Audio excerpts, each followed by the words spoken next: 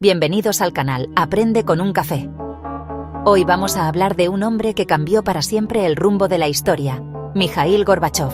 Sus reformas, la Glasnost y la Perestroika, fueron claves para el derrumbe de la Unión Soviética y el fin de la Guerra Fría. ¿Cómo intentó salvar al sistema y terminó provocando su colapso? Vamos a descubrirlo. Comenzamos. Para entender a Gorbachov, primero hay que entender de dónde venía. La Unión Soviética de los años 70 y principios de los 80 era un lugar lleno de contradicciones. Por fuera era una superpotencia. Tenía un arsenal nuclear capaz de destruir el mundo varias veces. Pero si rascabas la superficie, encontrabas una realidad muy diferente. Una realidad de estancamiento, de óxido, de un sistema que se estaba pudriendo desde dentro. La economía era el principal problema. Estaba planificada desde Moscú. Unos señores en un despacho decidían cuántos tractores se fabricaban en Ucrania o cuántos zapatos en Armenia. Esto, que sobre el papel podía sonar eficiente, en la práctica era un desastre. Las cosas que la gente normal necesitaba, como comida, ropa o electrodomésticos, escaseaban. Las colas para comprar cualquier cosa eran parte del día a día.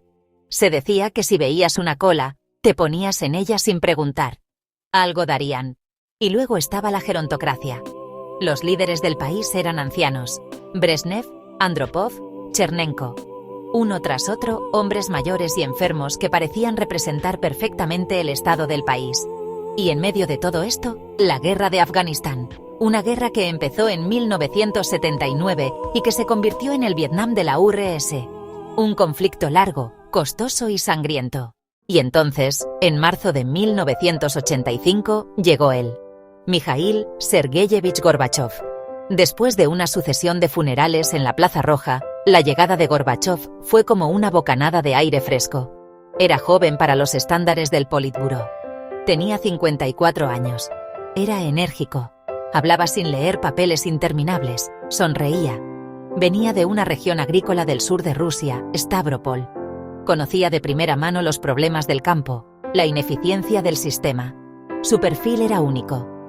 A diferencia de sus predecesores, Gorbachov tenía estudios universitarios en Derecho por la Universidad de Moscú. Era un hombre culto.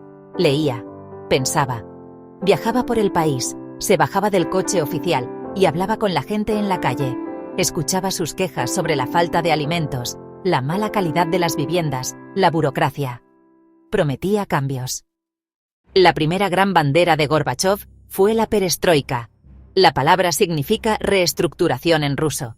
Y eso es lo que pretendía ser, una reestructuración profunda de la economía soviética. Gorbachov sabía que el motor del país estaba gripado. La planificación centralizada no funcionaba. La falta de incentivos mataba la productividad. Su idea era introducir elementos de mercado en el sistema socialista para hacerlo más dinámico y eficiente. No quería pasarse al capitalismo. Quería crear un socialismo con rostro humano. Al principio, las reformas fueron tímidas. Una de sus primeras medidas fue una campaña anti-alcohol. Redujo la producción de vodka y subió los precios para combatir el alcoholismo y aumentar la productividad. El resultado fue un desastre. La gente empezó a destilar su propio alcohol en casa, a menudo con productos tóxicos. Y el Estado perdió una fuente de ingresos gigantesca. Después, las reformas se volvieron más atrevidas. Se aprobó una ley para crear pequeñas empresas privadas, las cooperativas. Por primera vez en décadas, la gente podía montar un pequeño restaurante, un taller de reparación, una peluquería. Pero el sistema no estaba preparado para un cambio tan brusco. La perestroika fue una reforma a medias. Se introdujeron elementos de mercado, pero sin eliminar la planificación central. El resultado fue el caos. Las viejas cadenas de suministro se rompieron y no surgieron otras nuevas. Los directores de las fábricas no sabían si obedecer al ministerio o buscar clientes. La producción cayó en picado, la inflación se disparó. Y las tiendas, que ya estaban medio vacías, se vaciaron del todo. La perestroika, en lugar de mejorar la vida de la gente, la empeoró. Si la perestroika fue el motor económico de la reforma, la Glasnost fue su alma política y social. La palabra significa transparencia o apertura. Fue, quizás, la idea más revolucionaria de Gorbachov. Su lógica era simple. Necesitaba el apoyo de la gente para que la reestructuración funcionara. Tenía que dejarles hablar, tenía que permitir la crítica, tenía que sacar a la luz los problemas que el régimen había barrido debajo de la alfombra durante décadas. Gorbachov creyó que una crítica controlada desde arriba ayudaría a corregir errores. Abrió una caja de Pandora sin saber lo que había dentro. La glasnost se sintió en todas partes. Los periódicos y revistas, antes portavoces del partido, empezaron a publicar artículos críticos. Se hablaba de la corrupción, de la ineficiencia, de los privilegios de la élite comunista. Empezaron a publicarse libros prohibidos. Doctor Zhivago de Pasternak. Archipiélago Gulag de Solzhenitsyn. La televisión emitía debates políticos en directo. Explosión de libertad de expresión tras 70 años. La gente estaba fascinada y, a la vez, asustada. El desastre de Chernóbil en abril de 1986 fue clave. Al principio, el gobierno intentó ocultarlo. Silencio total. La radiación fue detectada en Suecia. El mundo se enteró. Gorbachov, presionado, cambió de estrategia.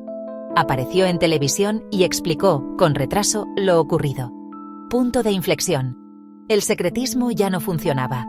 Convenció de que la salida era más transparencia. La glasnost se hizo imparable, pero tuvo consecuencias imprevistas. Abrir el presente permitió abrir el pasado.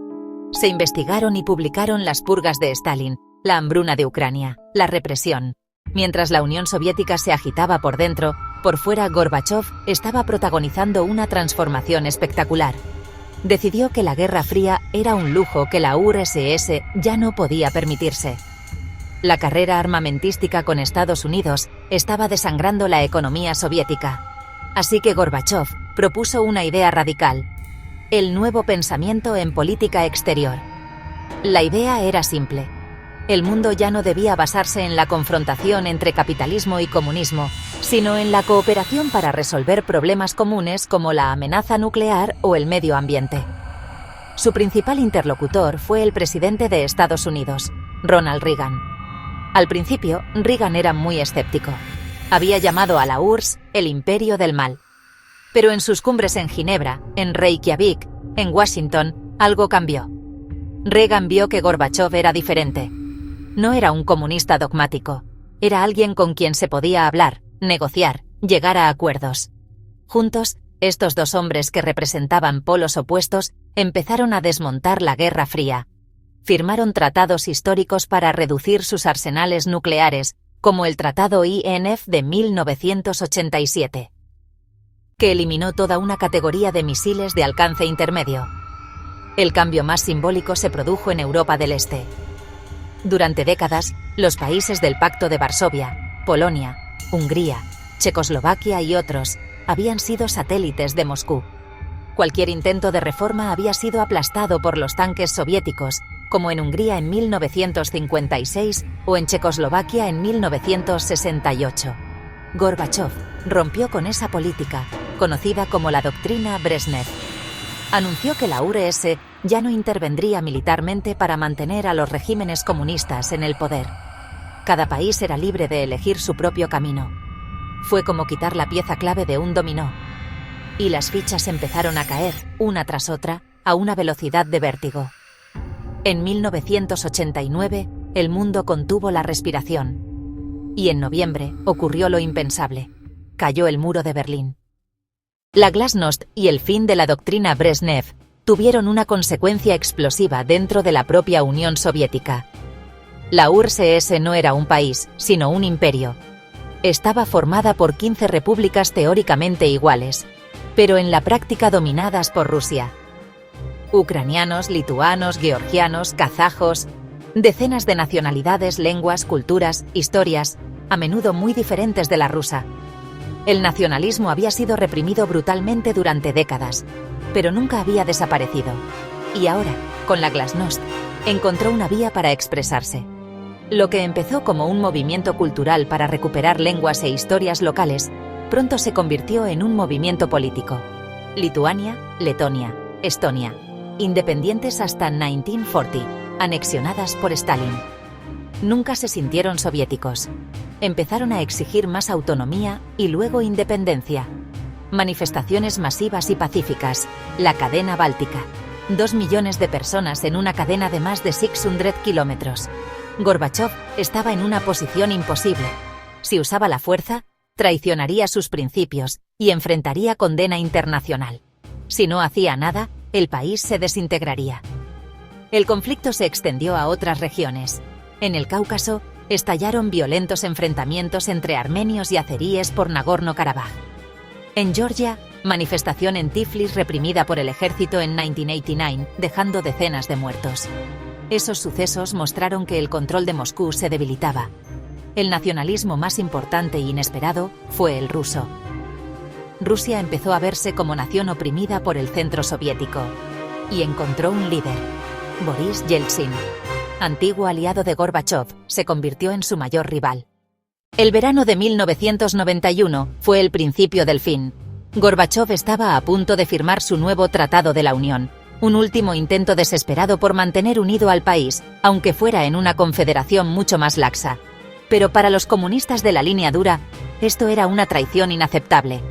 Veían cómo Gorbachov estaba desmantelando todo lo que ellos representaban: el poder del partido, el control central, el imperio soviético. Decidieron que tenían que actuar, tenían que detener a Gorbachov y restaurar el viejo orden. El 19 de agosto de 1991, mientras Gorbachov estaba de vacaciones en Crimea, lanzaron un golpe de Estado. Los golpistas eran la vieja guardia: el vicepresidente, el jefe del KGB, el ministro de Defensa. Anunciaron por televisión que Gorbachov estaba enfermo y que ellos tomaban el control para salvar al país del caos. Cortaron las comunicaciones de Gorbachov en su dacha y enviaron tanques a las calles de Moscú. Parecía una repetición de los viejos tiempos. Durante unas horas, el mundo temió que la Guerra Fría hubiera vuelto, pero los golpistas cometieron un error fatal. Subestimaron al pueblo y subestimaron a Boris Yeltsin. Miles de moscovitas salieron a las calles para protestar contra el golpe. Y Yeltsin vio su oportunidad. Se dirigió al Parlamento ruso, la Casa Blanca. En una imagen que dio la vuelta al mundo, se subió a un tanque frente al Parlamento y llamó al pueblo a resistir el golpe. El golpe fue un fracaso estrepitoso. Estuvo mal organizado. Los golpistas parecían nerviosos e indecisos. Muchas unidades del ejército se negaron a disparar contra la gente. Después de 3 días de tensión, el golpe se desmoronó. Los líderes fueron arrestados. Gorbachov volvió a Moscú. Pero ya no era el mismo hombre. Volvía a un país que ya no controlaba. El golpe lo había debilitado mortalmente y había convertido a su rival, Boris Yeltsin, en el héroe indiscutible. Tras el fracaso del golpe, los acontecimientos se precipitaron. El poder real ya no estaba en manos de Gorbachov, sino de Yeltsin y de los líderes de las otras repúblicas. Una tras otra, declararon su independencia. Ucrania lo hizo en diciembre de 1990 y uno tras un referéndum masivo. Sin Ucrania, la unión ya no tenía sentido. Pocos días después, en secreto, Rusia, Yeltsin, Ucrania y Bielorrusia se reunieron en un bosque y firmaron un acuerdo. Declararon que la URSS, como sujeto de derecho internacional y realidad geopolítica, deja de existir. Simplemente la disolvieron. A Gorbachov ni siquiera le consultaron. Se enteró por las noticias. Era un presidente sin país. El 25 de diciembre de 1991, en un discurso televisado a la nación, anunció su dimisión. Fue un discurso triste y digno. Defendió sus reformas, pero reconoció que el país se había vuelto ingobernable. Esa noche, la bandera roja con la hoz y el martillo fue arriada del Kremlin por última vez. En su lugar, se izó la bandera tricolor de la Rusia prerrevolucionaria. La Unión de Repúblicas Socialistas Soviéticas, el imperio que había aterrorizado y fascinado al mundo durante 74 años, había desaparecido. Sin una gran guerra, sin una invasión. Se había derrumbado sobre sí misma. El legado de Gorbachov es, como decíamos al principio, profundamente contradictorio. Fuera de Rusia, es recordado como un gigante del siglo XX, el hombre que terminó la Guerra Fría sin disparar un solo tiro, el que liberó a Europa del Este, el que redujo la amenaza de un apocalipsis nuclear. Un visionario que entendió que el mundo necesitaba cooperación, no confrontación. En Occidente, las calles y las plazas llevan su nombre. Es un símbolo de paz y de cambio valiente. un político que puso los intereses de la humanidad por encima de la ideología. Pero dentro de Rusia, la historia es muy distinta. Para muchos rusos, Gorbachov es el hombre que perdió un imperio, el que provocó un caos económico que destruyó sus ahorros y su seguridad, el que humilló a una superpotencia y la convirtió en un país que pedía ayuda a Occidente. Lo culpan de la pobreza, lo culpan de la inestabilidad y lo culpan de la pérdida de estatus. Su tragedia fue que las mismas políticas que lo convirtieron en un héroe en el extranjero, lo convirtieron en un paria en su propia casa. Una lección de que, en la historia, la perspectiva lo es todo. La historia de Gorbachov nos obliga a pensar, a cuestionar las verdades absolutas y, sobre todo, a seguir aprendiendo. Porque la historia de Gorbachov es la historia de cómo una idea, una intención de arreglar algo, puede acabar rompiéndolo todo. Es la historia de las consecuencias imprevistas, de la complejidad del poder y de cómo los grandes cambios históricos a menudo escapan al control de quienes los inician. Un recordatorio de que la historia, a menudo, no la escriben los que ganan ni los que pierden, sino los que se atreven a mover las piezas del tablero. Y Gorbachov se atrevió. Vaya si se atrevió. Espero que este vídeo te haya ayudado a entender cómo las reformas de Gorbachov transformaron la Unión Soviética y marcaron el final de una era. Si te gustó este vídeo, dale like, suscríbete al canal y activa la campanita de notificaciones para no perderte nada en Aprende con un café. Nos vemos en el próximo vídeo.